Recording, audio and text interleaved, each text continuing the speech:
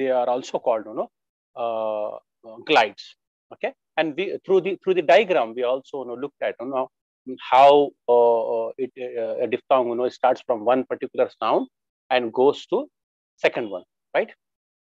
We took the example of dia, right? Ia is a sound where it starts with a and goes to I, ia. Okay, so yeah, after discussing the vowel sounds, and also we also looked at one illustration, one picture where we saw that vowel sounds are categorized are understood based on position of the tongue and height of the tongue. Okay, so within the mouth, if the tongue is in a resting position, which is normal position, when you don't talk, what is the position of the tongue? It rests, right? So that is the position, we call it open, right? And the position where tongue touches top of your mouth, right? The back of the front teeth, right? That is the closed position. Okay, and yeah, sorry, that is open and closed. So in terms of height of the tongue. When it comes to position, the front tip of the tongue is called front of the tongue, right? And the last part of the tongue, where tongue what do we say, stops, right? That is what the back of the tongue. Right? And the position between front, the tip of the tongue, and back of the tongue, the middle position is called middle of the tongue. Okay, so primarily that means vowels can be understood based on position and height of the tongue. So this is what we actually covered in the last class. Okay, are you with me? Yes, sir. Yeah. Yes, sir. Now it is time to take up remaining 24 sounds in English. Those sounds we call consonant sounds. Okay, let me share the picture if I can from here. Yes, I can share a picture. Just a second. Photo media. Yes.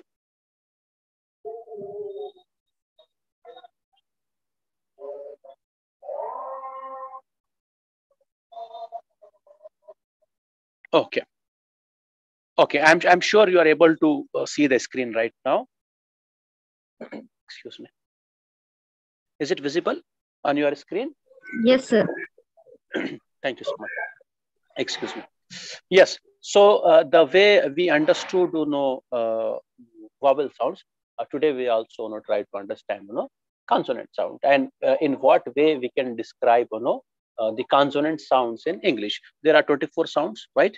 If you look at the examples on the far right side of your screen, you have that those symbols, right, written phonetically, right, within two forward slashes, P within two forward slashes, and B within two forward slashes. Those are actually consonant sounds. Those are the symbols representing consonant sounds. So we'll start with the first one, right?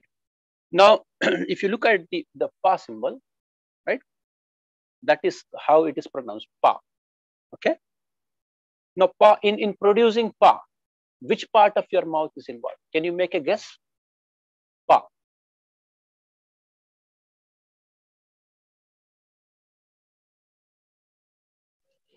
Lips. Yes, very good. So we in the earlier class, we know that there are as many as 20 parts within our mouth, right, including lungs, which involve in production of sound, and especially different areas within our mouth and different organ within our mouth are responsible for manipulating or modifying, right, sound to produce. Modifying air to produce sounds. So in this particular sound, which is pa, our two lips are contracting, right, which is coming together, and then it is the air is released with a kind of pressure, pa, pa, right? So what basically we are doing in producing this pa sound is we are withholding air, right? We are not smoothly releasing it. Rather, we are holding the breath, the air, and then suddenly releasing it. Pa, pa, right? So what if you keep your hand in front of your mouth and pronounce pa, you realize that a puff of air is pushed on your hand, right? A kind of a ball of air is hits your hand. Could you give a try? Pa. Keep a mouth in front. Keep a hand in front of your mouth and pronounce pa, pa. Right? You realize that a puff of air or a ball of air is hitting your hand. So which means you are holding the air and releasing it with a pressure, right? So there are three sounds in English which happen this way, where you withhold air and you release it with a suddenly, right?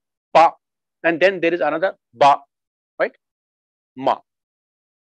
These are the three sounds, right? Where you are doing that.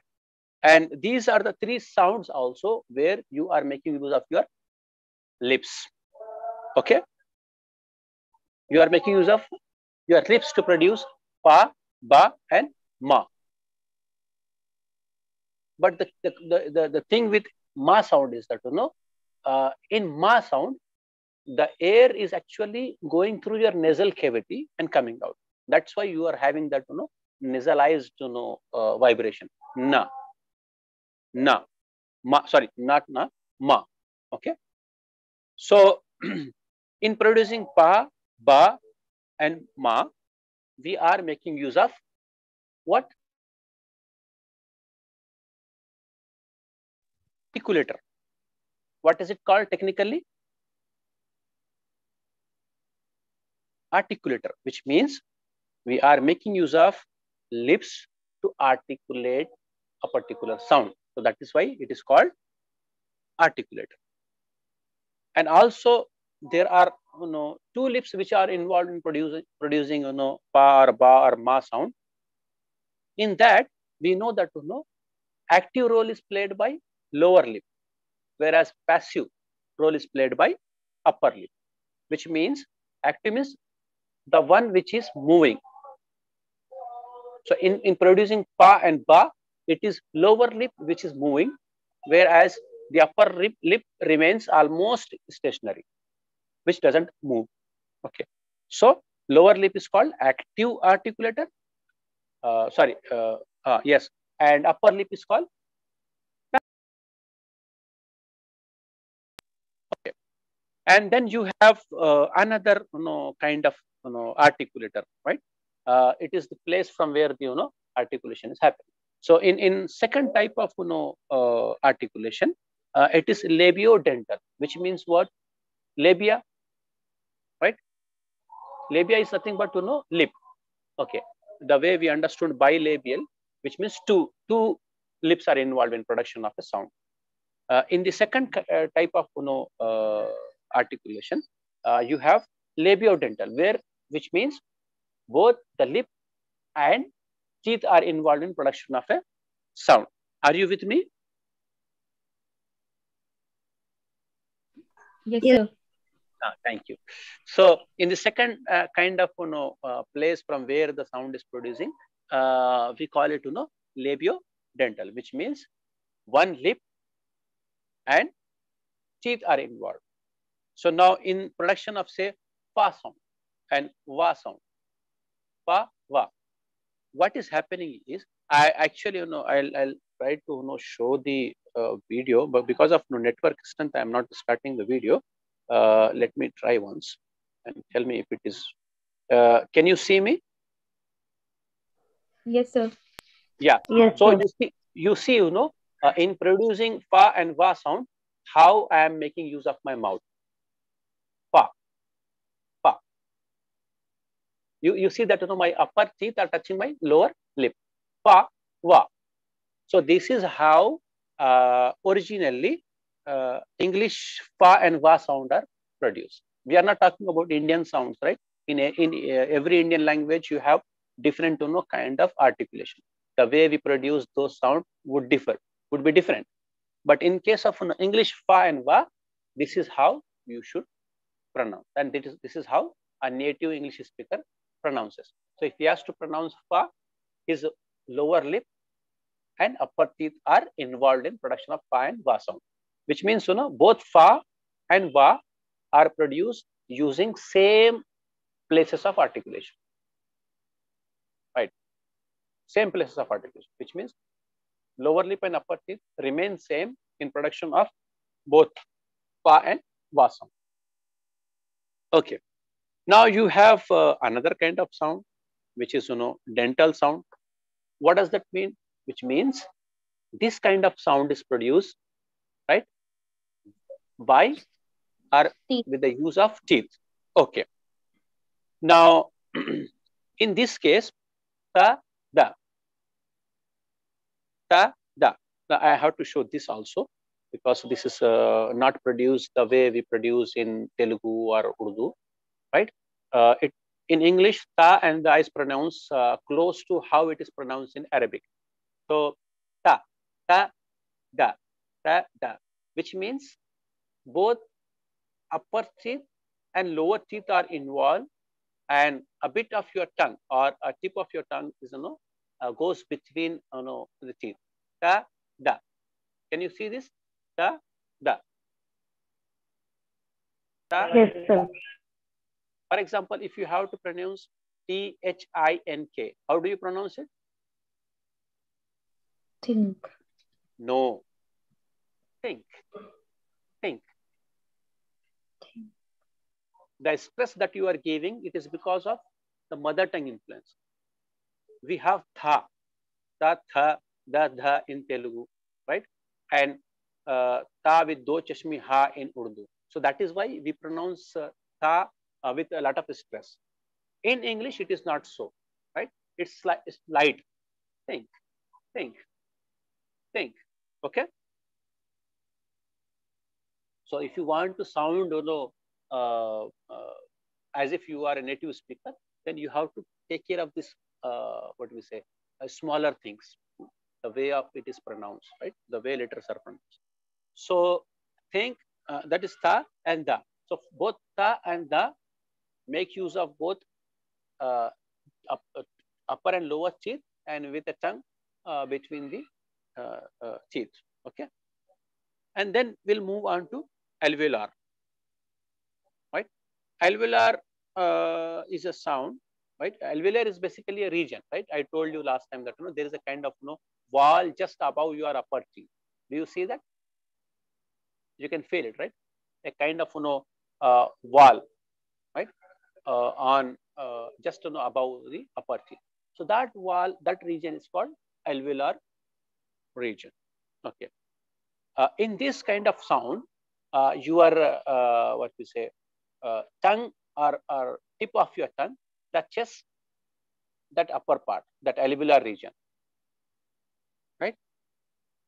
Let's talk about, let's take example of ta sound. Ta sound. Okay. How do you pronounce ta sound?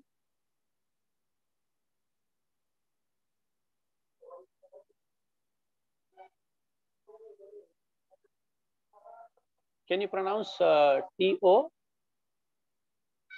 M-A-T-O? Two. Huh? How do you pronounce the word T-O-M-O? T-O-M-A-T-O? Tomato.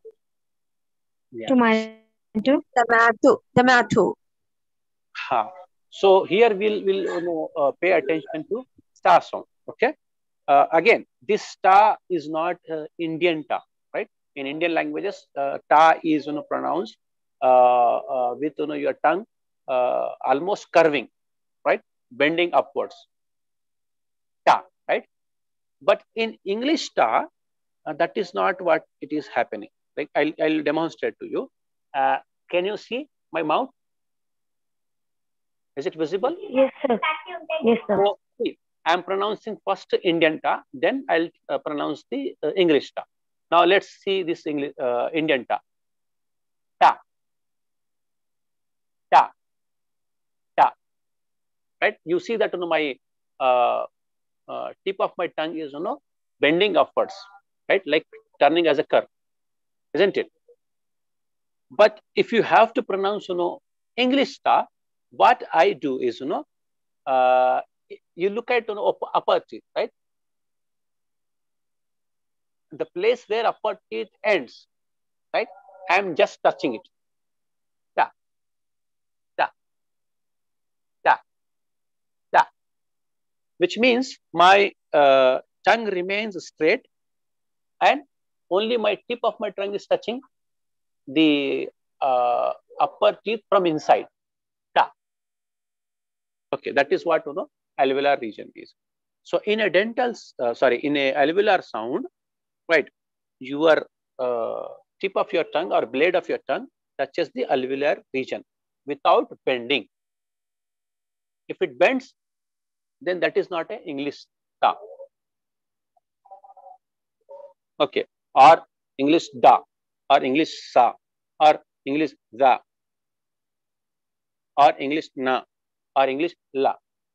So these 6 different sounds have same place of articulation, which means your tongue, which is straight, is touching the start of your alveolar ridge and end of your teeth, upper teeth, that region.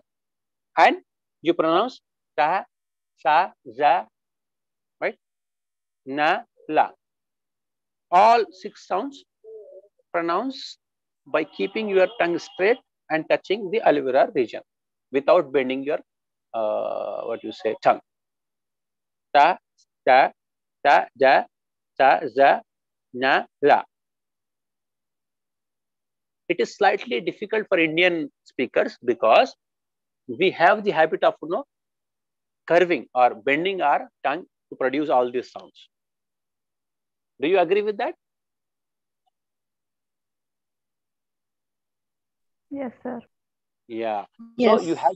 you have to stand before a mirror and do lot of practice to what we say. Also learn how to pronounce these 6 sounds, keeping your tongue straight. Okay. Then we'll go to another type of articulation, that is post alveolar. Okay. Now here what is happening is uh, unlike cha sound, where you are just between that teeth ridge and your end of your upper teeth. In case of post alveolar, what you are doing is you are touching the that what do you say, alveolar region basically. Okay, back of your alveolar region. Ra, ra, r. In Indian ra, you see that there is a flipping, right? Flip happens, some kind of vibration you feel. Ra, right? In Indian ra, you have your tip of your tongue vibrating. Give a try, please. Ra, Raw. Raw. ra, right? Raw. You see that there is some kind of Raw. Yeah, vibration raw, sir. in ra sound in Indian languages. You can feel the vibration when ra is pronounced, right? Because of that, your tongue flapping. But in case of English ra, it is pronounced without vibration, without flapping of the uh, uh, your tongue. How do you pronounce that? Ra, ra, ra. Sir, show your picture, sir. So Okay, we okay. can. Now I'll first show the Indian ra, right? Ra, ra, ra, ra, ra. Whether it's Urdu, whether it's Telugu, you pronounce the ra sound like this. Ra, right? Raat, rape, Ramu, Rizwan, right? So all the ra that is coming in the word, the sound you see that the ra sound is produced when your top or blade of your tongue is flapping like this, right? Right. In producing English ra, you don't have to flap your tongue. You have to keep it as smooth, non-vibrating as possible. Now I'll pronounce the ra sound in English. Ra, ra, ra. It is very light, right? And there is no vibration. So that is the difference between Indian ra sound in Indian languages and English. Okay. The way there is a difference in ta, ra, ta, right? And pava, this is also slightly different than Indian sounds that we are already familiar with or that we already know. Now we'll go to plateau alveolar. Okay. We in the earlier class we read about hard palate and soft palate, right?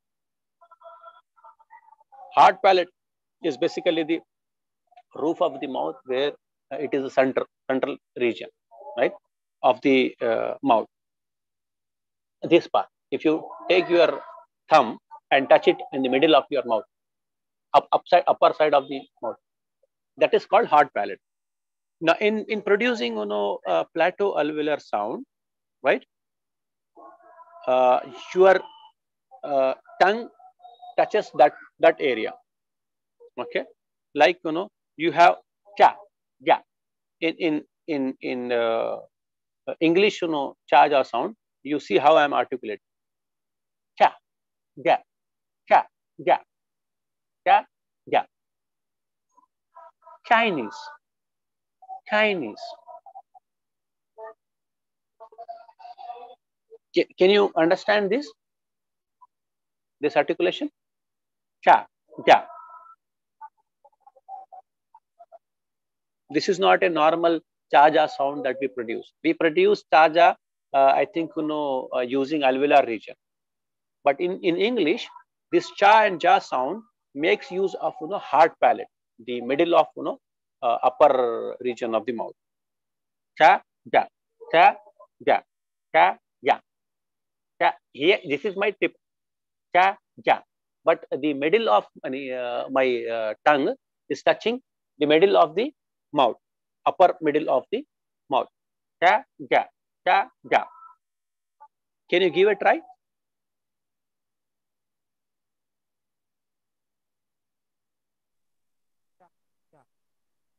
Are you with me? Yes, sir. Ta. Ta. Yes, sir. Ta. Once again, sir. Hmm. You want me to pronounce once again? Yes, sir. Please. Okay. Yes, sir.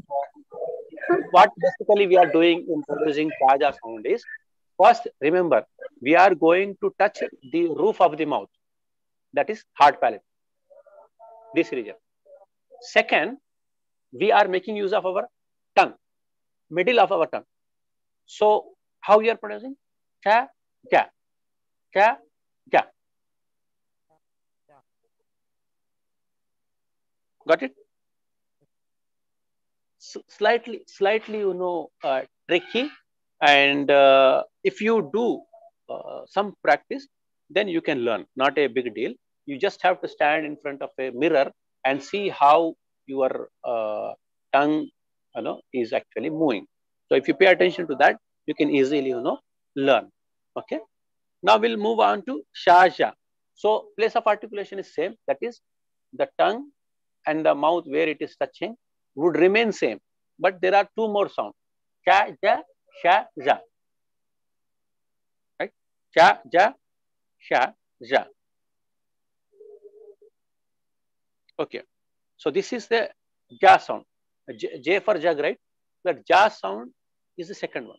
And sha sound is the first one. So after cha, ja, sha, ja. It is not za, it is ja. But when it is pronounced, it appears it is close to za sound.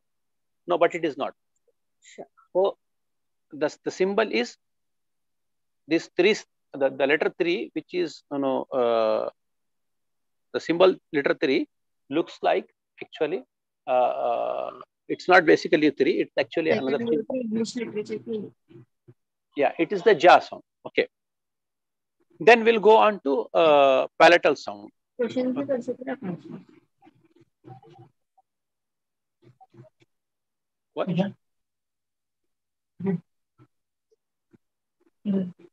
So if in palatal sound,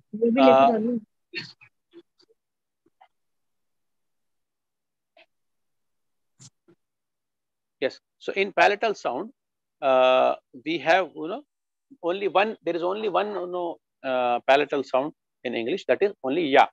Though it is written as, small j, right, the symbol, but it is basically ya sound.